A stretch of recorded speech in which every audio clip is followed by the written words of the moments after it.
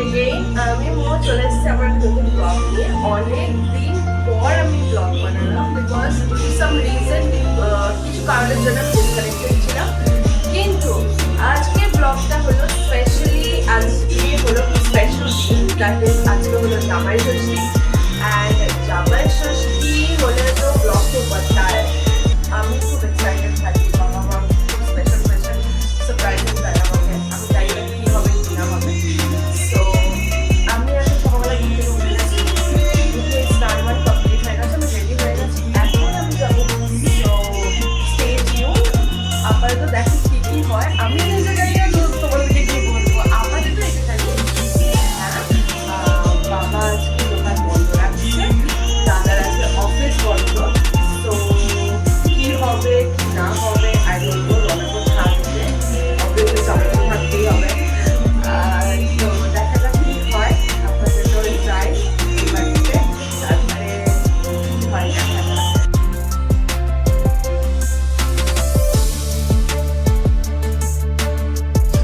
এই বাড়িতে আসবার পর একটু টিফিন করবো, কারণ ওই বাড়ি থেকে এই জাস্ট ঢুকলাম। দিয়ে টিফিন করা যাক, কখন কি বেরোবো আই ডোন্ট নো। আপাতত এখানে কিছু কিছু মামিমার সাথে হাতে করবো একটু নাহলে ও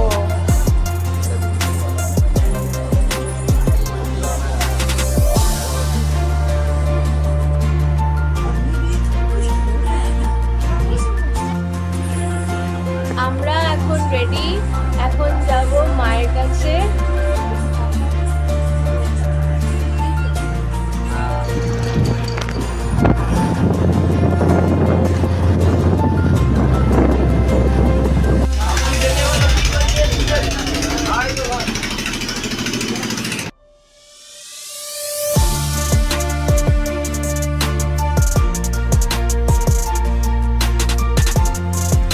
হ্যালো গাইস, এখন আমি বাড়িতে পৌঁছালাম। এখানে মা একটু ডেকে রয়েছে, কারণ খুবই লেট করে ঢুকেছি বলে। আর আশা করি এবার পর বাবার কাছে একটু বকা খেলাম। মাও দেখি রাগ করে শুয়ে রয়েছে, মাকেও রাগ ভাঙালাম। এই যে আমার মম, মুখটা দেখো, দুর্বা বাসছে। যাই হোক, রেগে রয়েছে, এখনই ঠিক হয়ে যাবে। রাগ আমার মায়ের ঠিক হয়ে যায় সেটা না। এখন আমরা আসলাম, এই জাস্ট এখন প্রিপারেশন নেওয়া হবে। কি প্রিপারেশন কীভাবে হবে সেটা আমি ভিডিও দিয়ে দেবো। আর আমাদের সকাল থেকে পুরো না খাওয়া, ওরও প্রায় না খাওয়া পুরো। তো আমরা মানে মাও সকাল থেকে উপোস থাকতে হয় অ্যাকচুয়ালি। তো এখন হচ্ছে প্রচুর জোর খিদে পেয়েছে। আগে সিস্টেমটা ক্লিয়ার হোক, তারপরে খেতে বসবো। Till then bye. এই যে আমাদের জামাই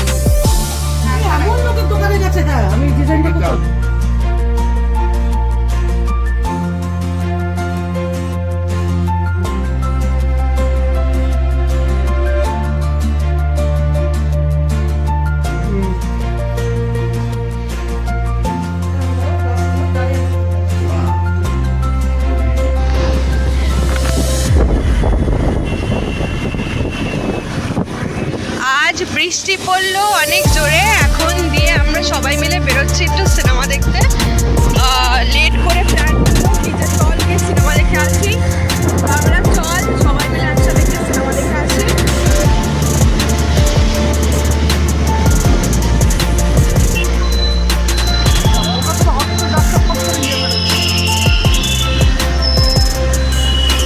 বাইরে এখনো বিদ্যুৎ চমকাচ্ছে আর আমরা এখন ম্যাক্সে যাচ্ছি SPF এ সিনেমা দেখতে। মম ওয়েটিং ফর আস। ওখানে দাদা বাবা আসছে।